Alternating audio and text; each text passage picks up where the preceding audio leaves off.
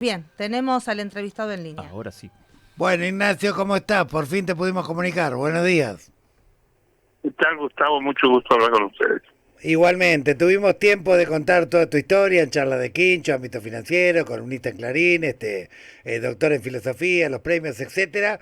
Así que vamos a ahorrar toda la presentación que ya hicimos mientras tratábamos de comunicarte, pero hace 2 días vi un reportaje que te hicieron, muy interesante, donde analizabas esta coyuntura política aparentemente chata, en la cual había algunos ejes que a mí me importaría profundizar y preguntarte. El primero es que desmitificabas la figura de Milei como un outsider. Bueno, yo lo califico como lo que realmente es. Él es un hombre, él es un insider del mundo empresario, ha sido un hombre vinculado siempre a grupos empresarios, lo cual es un trabajo. Yo no tengo ninguna observación que hacer. No soy economista y no puedo juzgarlo si tiene capacidad o no como economista. Ahora, creo que las narrativas, no sabes, del poder son infinitas. Es decir, se trata de imponer un sentido común en la sociedad y de ahí sacar conclusiones, corolarios, emitir proyectos. Yo creo que ya, inclusive en lo político, el presidente actual ha tenido una trayectoria. Él fue uno de los hombres que funcionó en la campaña de 2015 del peronismo, estaba en la Fundación Scioli Presidente. Por eso nos llama la atención que una vez que es presidente, los primeros funcionarios que designa son dos funcionarios notables de ese proceso, que son Guillermo Franco y Daniel Scioli. Claro. Guillermo Franco, jefe de gabinete, y Daniel Scioli, diría yo, en un superministerio. Hay pocos antecedentes de que un funcionario abarque tantas áreas. Especialmente creo una que ha retenido, no sé si está hasta la última reforma del gabinete, que es el medio ambiente. Y vos sabés que la agenda medioambiental es una de las principales agendas del mundo. No Sí, sin solo duda. interesa a la Argentina, sino interesa a la política de todos los países. Es uno de los objetivos de cuidado ambiental. Bueno, son los datos que se conocen muy bien. Sí, claro.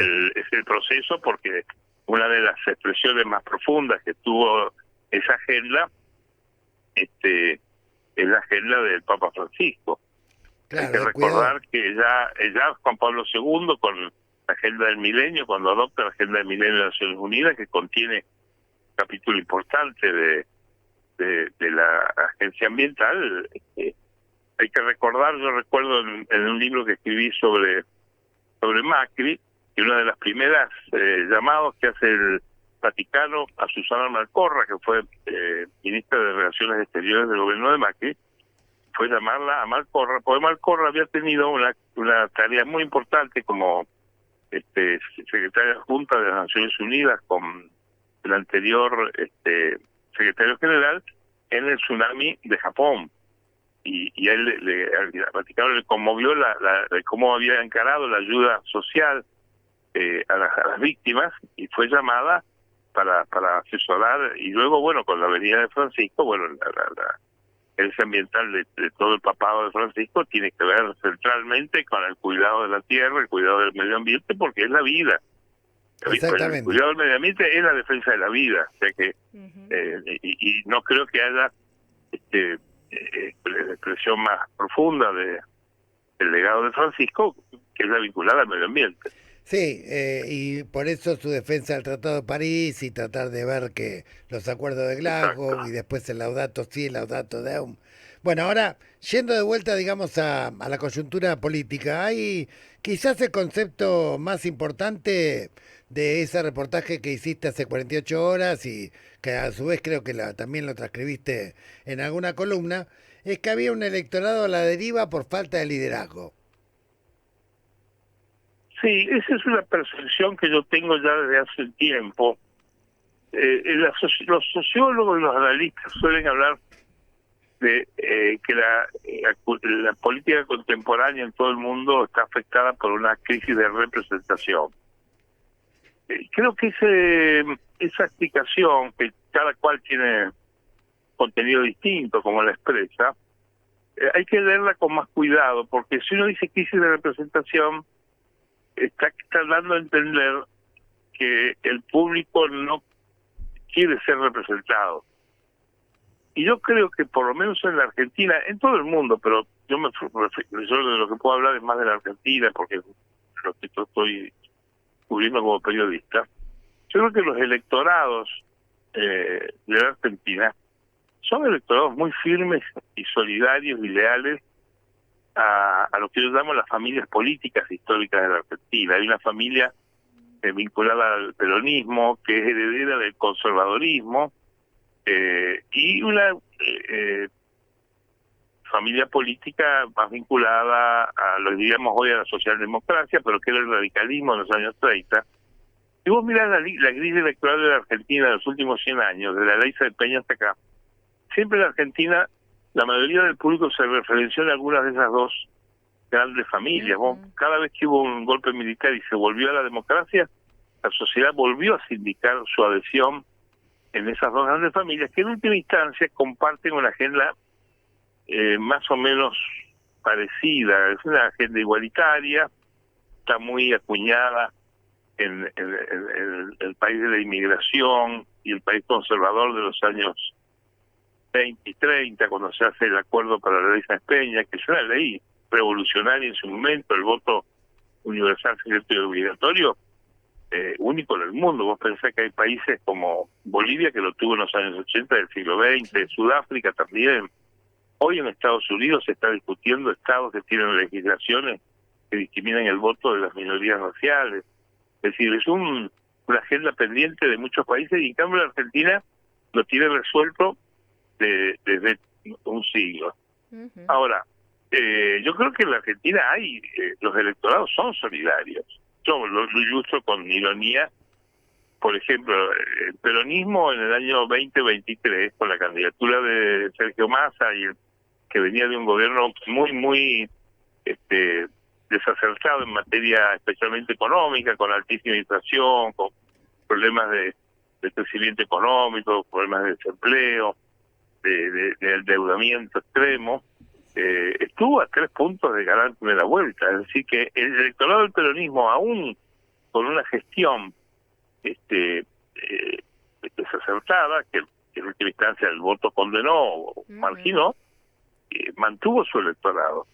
Y ese electorado se ha mantenido el 26 de octubre. El 26 de octubre, si vos mirás los resultados finales, el 40% que saca el gobierno es el 40% que estuvo junto por el cambio desde el año 2015, lo mantiene y no lo pierde, y el peronismo ha mantenido sus porcentajes habituales.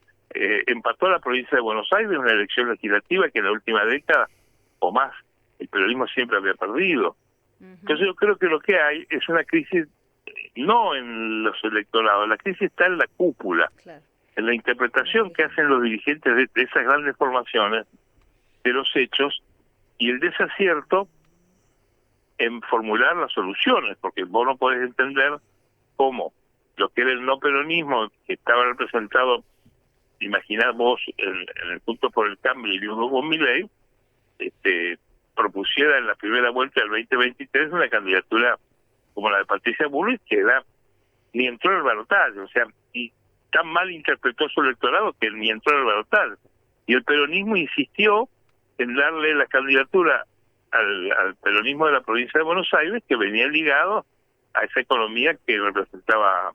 Entonces creo que lo que hay es falta de inteligencia de los hechos, una comprensión profunda y una búsqueda de las soluciones. Y ese electorado está vacante, está esperando, es huérfano. Concretamente vos lo que mencionás es que hay una especie de fidelidad en cuanto a la representación de las familias políticas, pero ausencia de liderazgo y de proyecto.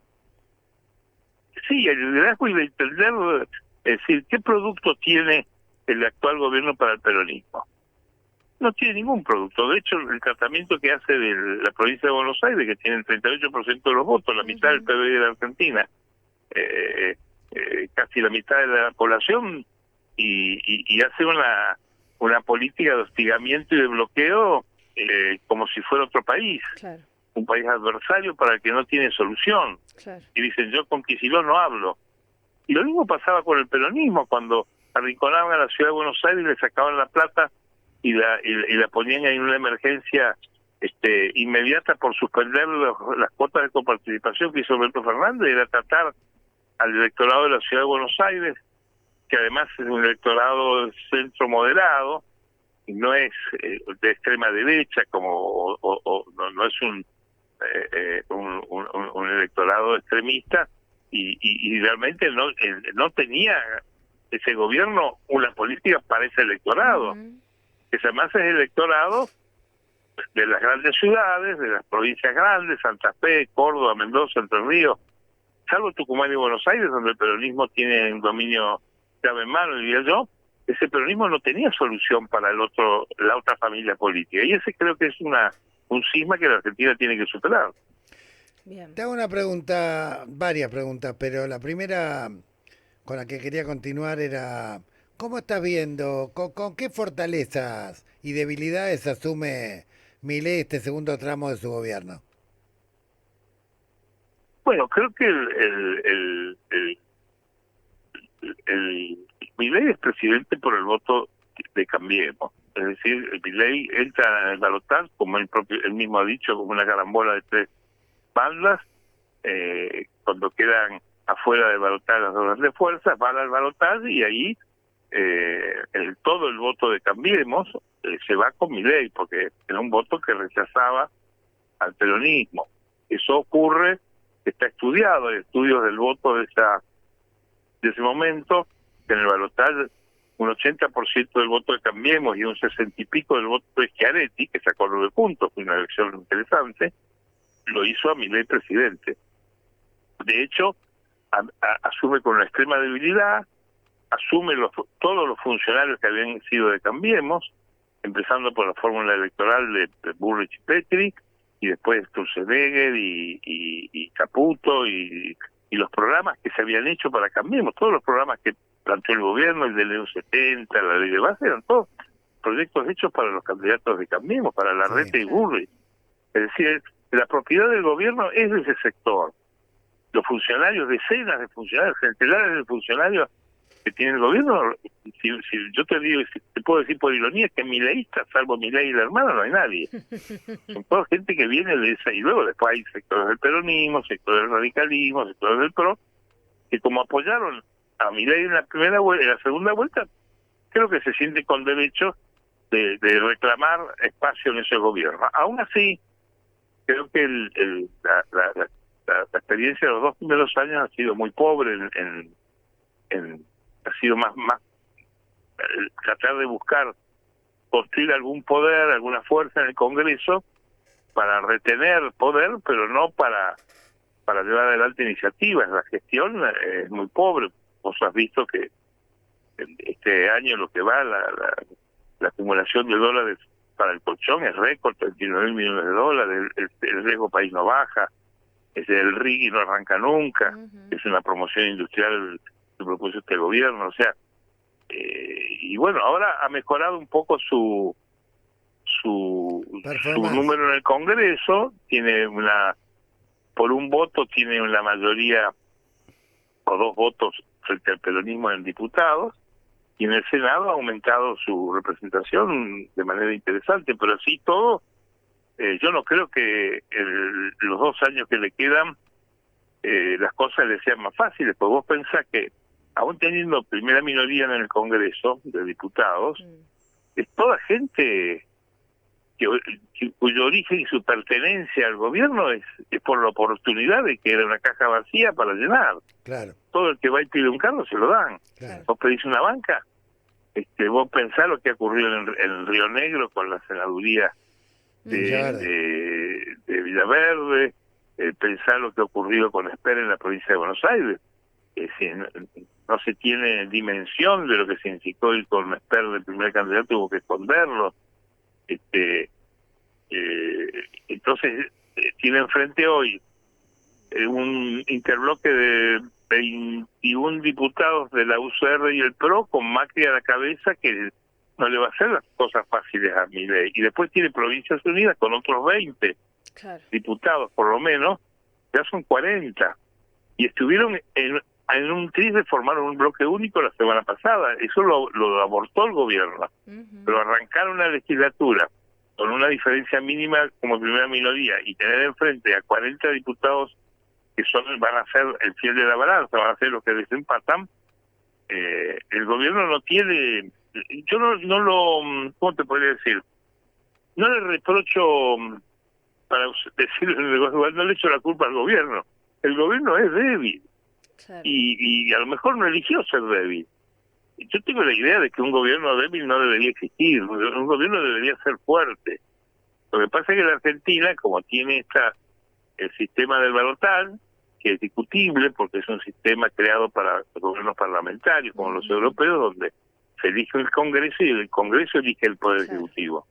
Entonces se entiende el balotaje. Ahora, en un régimen presidencialista te toca un gobierno débil y sonaste. La Argentina ha tenido todos los gobiernos del siglo XXI han sido débiles. Fue débil Dualde, fue débil Kirchner, fue débil Macri, segunda mayoría en las dos cámaras, fue débil Alberto Fernández frente a Massa y Cristina. Es débil este gobierno. Es decir, tener gobiernos débiles es una desgracia. Sí, y además, es un problema. Además en el contexto de que estamos en el medio de una tensión geopolítica extrema entre China y Estados Unidos, donde además las inversiones chinas en la Argentina son bastante importantes. Estados Unidos reclama que esto se reduzca y no está ocurriendo. El modelo, por otro lado, se desarrolla en áreas que no dan empleo, o por lo menos no dan empleo masivo, y hay una recesión que avanza más. Entonces me parece que este vacío, de alguna manera, no de representación, porque como bien señalás, la representación o las familias políticas están bien alineadas, pero este vacío de liderazgo, de propuestas, inevitablemente tiene que encontrar un cauce, creo que en los próximos meses, ¿no? Bueno, el problema de la Argentina, bueno, nos afecta a nosotros y tenemos nuestros problemas y nuestras formas de resolverlos. Pensá que es un problema mundial. Mirá lo que está pasando en Europa, en donde está volviendo a haber servicio militar en Alemania. Sí, es patético, es escalofriante. El tema de la guerra de Ucrania y Rusia es un tema muy preocupante en todos los países de Europa. Ahí sobrevuelan drones en el aeropuerto de Múnich. El otro día en Holanda hubo de vuelta sobrevolando drones rusos. O sea, el último documento de política estratégica que ha dado a conocer esta semana el gobierno de Estados Unidos está anunciando una alianza con Rusia. Fíjate que hoy está en los diarios que Rusia ha dicho que está muy de acuerdo con el proyecto estratégico de Trump porque coincide con el diagnóstico de Rusia. Claro. Entonces se están haciendo ahora la posición de la Argentina en ese mundo se nota porque tiene un gobierno muy débil. Entonces es muy difícil ubicarse en ese contexto tan violento. Estamos en un mundo sí que tenemos varios privilegios en Argentina. Uno de ellos es estar en el país más seguro de Latinoamérica, de América, en materia de seguridad. Esto está en las encuestas de los MEC o cualquier encuesta que vos te fijes, te lo da. Estás en la región más pacífica del mundo. Es cierto, la amenaza siempre el tema de Cuba, de Venezuela, pero América es un continente pacífico. La Argentina además tiene recursos y tiene población y tiene un sistema político muy singular. Vos pensás que la Argentina es el comedor de Sudamérica. La Argentina le da de comer a los pobres que vienen de Chile, que vienen de Uruguay, de Venezuela, de Bolivia, de Perú, de Paraguay. Somos el comedor de América. La Argentina tiene que producir riqueza para darle de comer, darle educación, seguridad y justicia a toda la gente que viene a nuestro país. No hay villas de argentinos en el Gran San Pablo, en el Gran Santiago, en el Gran Montevideo pidiendo comer. Claro. La Argentina no exporta pobres, importa pobres. Esta es una realidad histórica, no empezó ahora ni va a terminar ahora. Y eso le da a la Argentina una cierta estabilidad que se nota en algo muy importante que yo siempre suelo destacar como importante. La Argentina es el único país de la región y uno de los países, pocos países del occidente europeo, digamos, de relación con Europa, que asegura la alternancia de gobiernos de distintos signos en absoluta paz, sin presidentes que estén perseguidos, ni políticos presos, y se reconoce el triunfo electoral de un grupo y que el que perdió lo acepta, y la alternancia es sinónimo de democracia. O sea, la Argentina sigue teniendo un sistema democrático sólido. Y ahí creo que, como alguna vez escribiste, y era verdad, Francisco tuvo mucho que ver en sus 12 años de magisterio con garantizar la paz social en la Argentina, bajo distintos gobiernos, en donde hubo ruido en diferentes gobiernos, en un momento en el de Cristina, otro momento en el de Macri, incluso en el de Alberto, en los que el propio Francisco llamó a aquietar las aguas, porque siempre tenía de alguna manera una especie de obsesión con que esto no desbarrancara una especie de fuente ovejuna, ¿no? Bueno, vos conocés muy bien ese mundo porque lo has vivido de adentro, tu cercanía con Francisco y el Tarea, vos conocés muy bien que yo creo que sobre la Argentina su principal obsesión era que no estallara un conflicto como el que él había vivido en los años 70. Exactamente.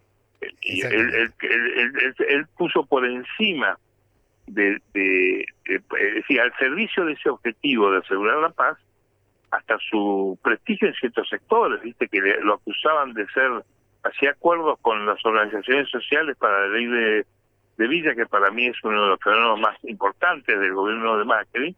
La ley de integración urbana. Está pendiente del RENAVAP y la expropiación de las tierras para dársela a los ocupantes, que es revolucionario, y por eso lo acusaban de ser macrista, y a su vez cuando él pedía que cuidaran a los presidentes, le decían que era cristinista o kirchnerista. Así es. Y yo creo que él no vino a la Argentina, esto es algo que no se puede demostrar, pero yo siempre lo pensé. Él no vino a la Argentina porque él consideraba que debía ser un factor de paz y que venir a la Argentina podía desbalanzar las cosas y no fomentar, no sostener la paz que él quería.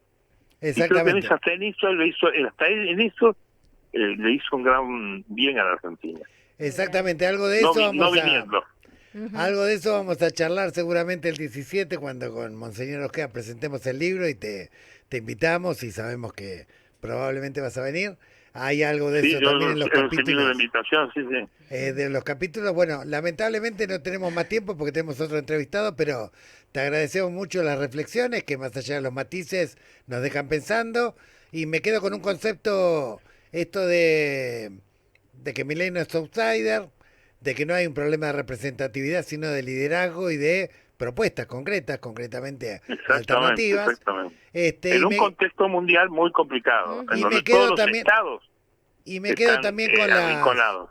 Y me quedo también con las virtudes geoestratégicas que tiene la Argentina, que señalás en este contexto mundial tan complicado, que nos dejan pensando y bien. Bueno, te deseo que termines bien el feriado y muchas gracias por esta entrevista. Te deseo mucha suerte con el libro y gracias por haber llamado. Ha sido un gusto estar con ustedes. Muy bien, gracias. Muy bien, hemos conversado con Ignacio Zuleta, él es periodista, consultor político. Vamos a ir una tanda recontra breve mientras tratamos de conectar con más prolijidad al próximo invitado. Radiográfica. 20 años. 20 años construyendo comunicación popular.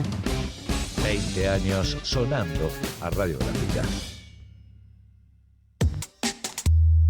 Para que nadie te diga lo que tenés que escuchar, para que nadie nos diga lo que tenemos que decir, sumate a la comunidad radiográfica.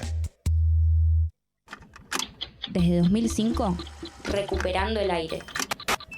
Se llevaron la tinta, se acabó el papel y la guillotina cortaba la esperanza.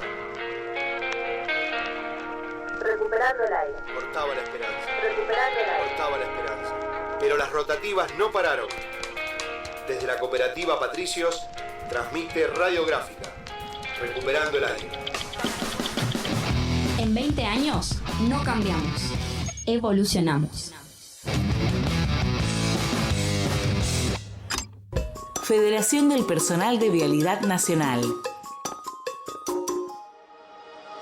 En las rutas nacionales, dignificando al trabajador y trabajadora vial. La Gráfica, FM 89.3. Suena la comunicación popular.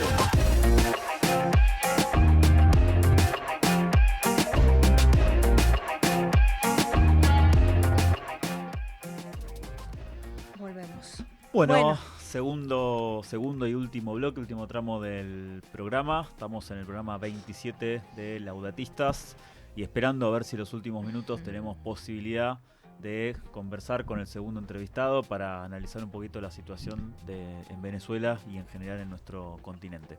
Sí, el segundo entrevistado iba a tratar de iluminarnos un poco sobre el escenario de tensión extrema que hay entre Estados Unidos y Venezuela, en realidad provocado por el propio Estados Unidos a partir de septiembre, donde la potencia norteamericana inició ataques militares a embarcaciones acusadas de narcotráfico vinculadas a el gobierno de Venezuela, algo que nunca pudo probar y que toda Latinoamérica desenmascara o denuncia como una burda excusa para tratar de presionar, concretamente desestabilizar al gobierno de Venezuela para tratar de apropiarse de los recursos.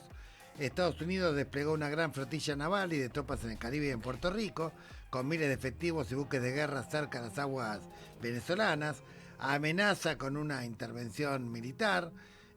Varios gobiernos como el de Petro, como el de Boric, como el de Lula, se han pronunciado concretamente en contra de cualquier injerencia en los asuntos de Latinoamérica.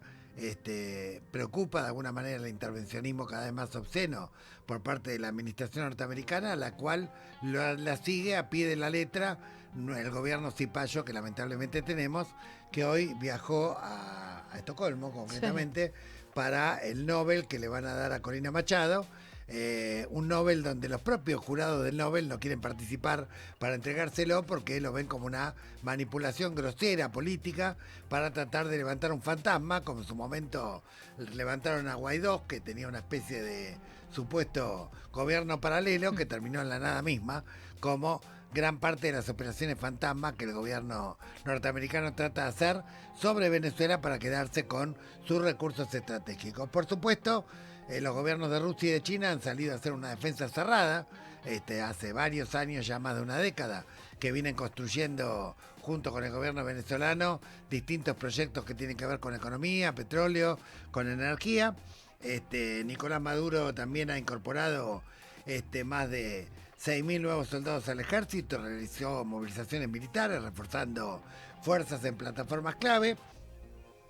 Y más allá de los matices que uno pueda tener respecto al gobierno de Maduro, lo que acá está claro es que cualquier latinoamericano, cualquier patriota de alguna manera tiene que pronunciarse totalmente en contra de cualquier tipo de intervención extranjera en gobiernos, nuestros gobiernos latinoamericanos, que hay que respetar la soberanía, la autodeterminación de los pueblos, y obviamente en esa línea se escribe Laudatistas, y en esa línea también se escribe la línea Laudato Si de Francisco, que en muchas circunstancias de crisis que hubo en Venezuela trató de fomentar de alguna manera el diálogo, pero nunca la intervención extranjera. Por el contrario, siempre la rechazó con toda su fuerza, como la rechazamos nosotros también.